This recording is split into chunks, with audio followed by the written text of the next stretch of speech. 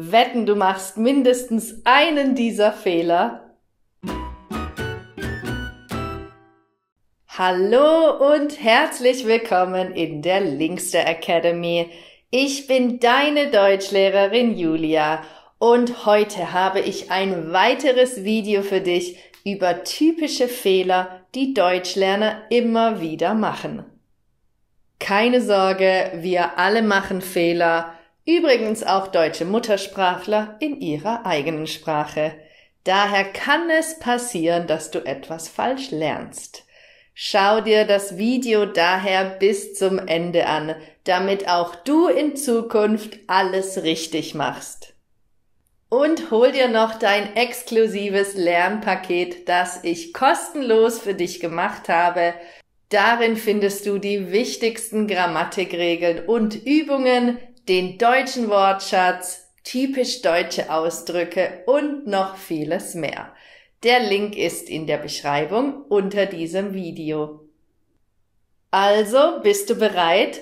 Dann geht es los mit Beispiel Nummer 1. Sie gibt das Dokument zu ihrem Chef. Im Englischen funktioniert das. To give something to somebody.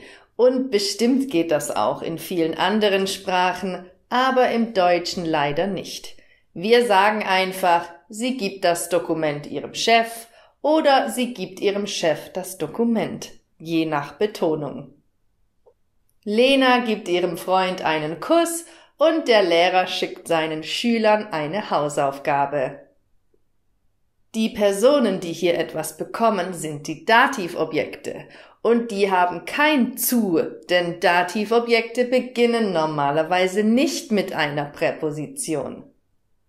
Man fragt, wem gibst du etwas?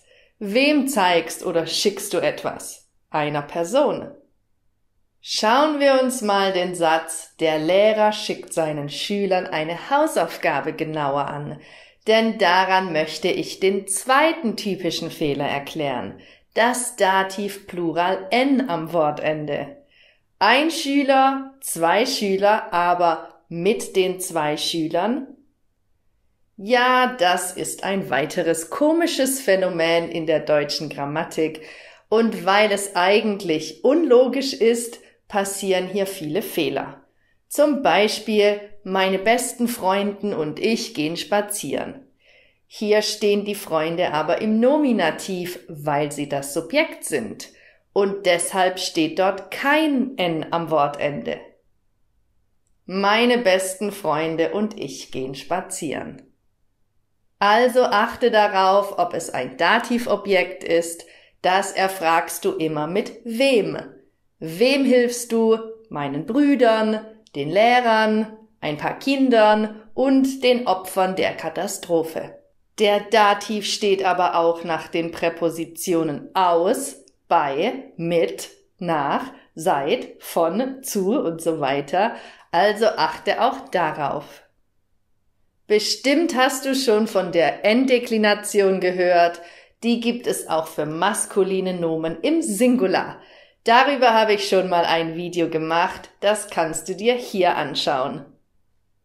Kommen wir als nächstes zu Beispiel 3. Ich bin seit 5 Monaten nach Deutschland gekommen oder ich kam nach Deutschland 5 Monate vor. Hier gibt es sehr viele kreative Varianten von Deutschlernern, aber nur 2 sind richtig, denn seit drückt eine Zeitspanne aus, die in der Vergangenheit angefangen hat und noch nicht zu Ende ist. Richtig ist also, ich bin seit 5 Monaten in Deutschland oder ich bin vor 5 Monaten nach Deutschland gekommen. Vor drückt nämlich einen Zeitpunkt in der Vergangenheit aus. Hier noch ein paar Beispiele. Seit wann lernst du Deutsch? Seit 5 Jahren, seit 2 Wochen oder seit 25 Minuten und 13 Sekunden. Siehst du, das sind Zeitspannen. Wir können aber genauso fragen, wann hast du angefangen, Deutsch zu lernen? Und dann fragen wir nach dem Zeitpunkt in der Vergangenheit. Zum Beispiel vor 5 Jahren, vor 6 Monaten, im Jahr 2017 oder am Mittwoch um 16:30 Uhr. Übrigens, wenn du sagst, dass du für 3 Jahre in Deutschland bist, dann heißt das, dass du insgesamt 3 Jahre hier bist. Entweder die nächsten 3 Jahre oder du bist schon 1 Jahr hier und bleibst noch 2 Jahre lang.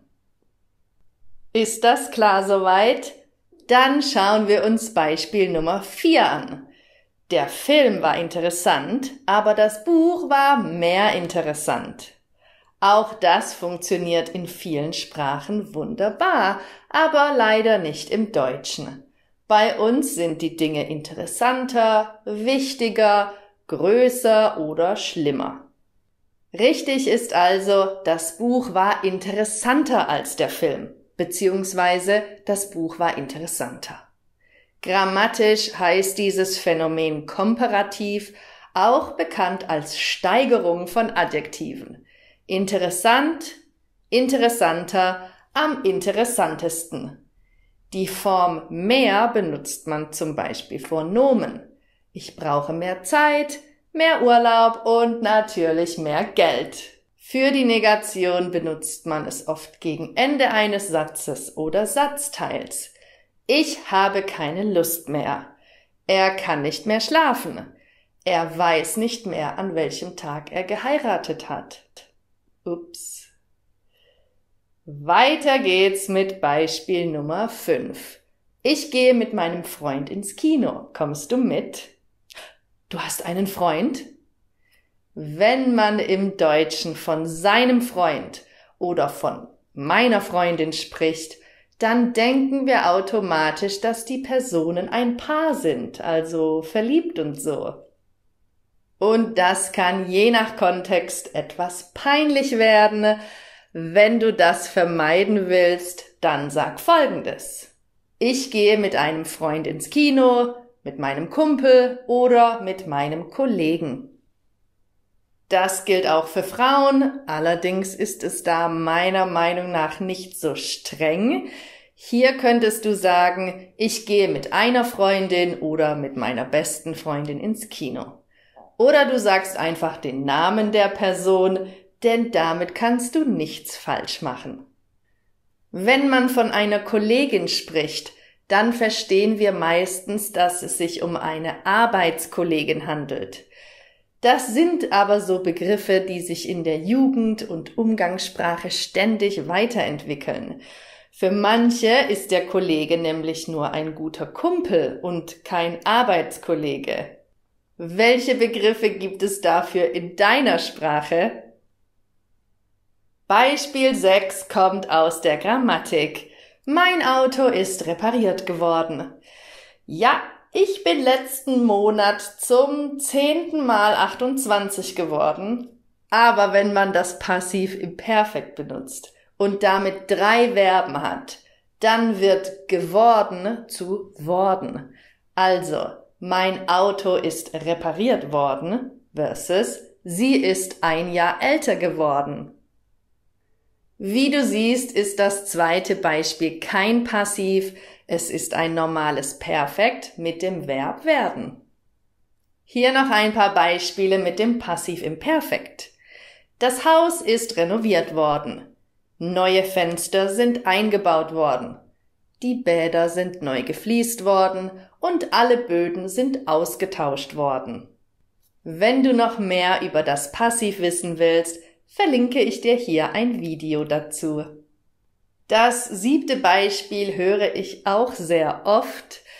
Ich könnte früher nicht so gut Deutsch sprechen wie heute.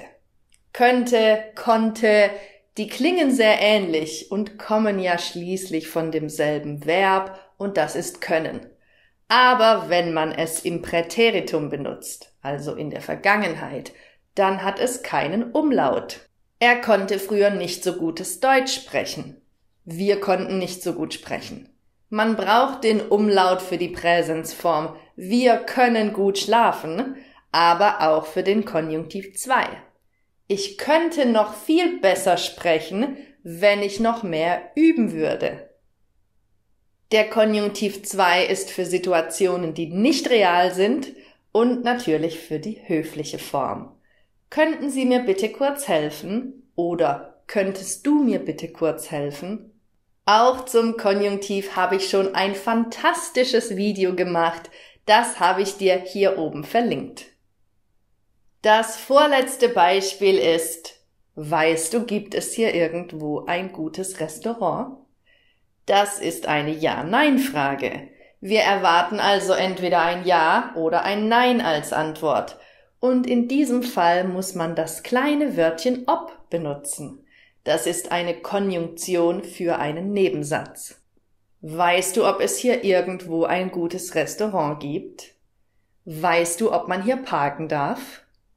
Weißt du, ob es morgen regnet? Man kann ob auch für die Antwort benutzen, aber nur für eine negative Antwort. Ich weiß nicht, ob es hier ein gutes Restaurant gibt. Und ich weiß auch nicht, ob man hier parken darf. Eine positive Antwort gibt man mit der Konjunktion das. Ja, ich weiß, dass es hier ein gutes Restaurant in der Nähe gibt und ich weiß auch, dass man hier parken darf. Der Das-Satz kann übrigens auch negativ benutzt werden. Ich weiß, dass man hier nicht parken darf. Und zum Abschluss kommen wir zu Fehler Nummer 9 und an dieser Stelle muss ich wieder sagen, wenn du diesen Fehler machst, ist es wahrscheinlich nicht deine Schuld. Deutsche Muttersprachler haben ein riesiges Problem mit dem Unterschied zwischen das mit einem S und das mit 2 S. Beginnen wir mit der Frage, wann man das benutzt, nämlich nach bestimmten Verben. Ich finde, glaube, meine und weiß, dass man alles lernen kann. Ich hoffe, wünsche mir und erwarte, dass am Ende alles gut wird. Er schreibt, erzählt und berichtet mir, dass er im Urlaub war. Es ist gut, schön, unglaublich oder wichtig, dass es YouTube-Videos zum Deutschlernen gibt. Was siehst du? Das bezieht sich auf ein Verb, das im Hauptsatz steht. Aber das mit einem S bezieht sich auf ein Nomen im Hauptsatz. Das Auto, das da steht, ist schwarz. Ich habe das Essen, das ich gerade gekocht habe, auf den Tisch gestellt. Hast du das Buch gelesen, das ich dir gegeben habe? Diese kleinen Wörter sehen zwar aus wie Artikel, sind aber Relativpronomen, denn sie leiten einen Relativsatz ein. Wenn du mit diesem Thema noch Schwierigkeiten hast, auch da habe ich ein wunderbares Video gemacht, das du dir hier anschauen kannst. Übrigens, wenn du das mit welches ersetzen kannst, dann schreibt man es mit einem S. Das Auto, welches da steht, ist schwarz. Ich habe das Essen, welches ich gerade gekocht habe, auf den Tisch gestellt. Hast du das Buch gelesen, welches ich dir gegeben habe? Ja, und das war's auch schon wieder für heute. Welche dieser typischen Fehler hast du bisher gemacht? Schreib mir einen Kommentar. Und vergiss nicht, dir das kostenlose Lernpaket zu holen, das ich für dich gemacht habe. Denn damit kommst du noch schneller an dein Ziel. Ich sag Tschüss, bis zum nächsten Video, deine Julia.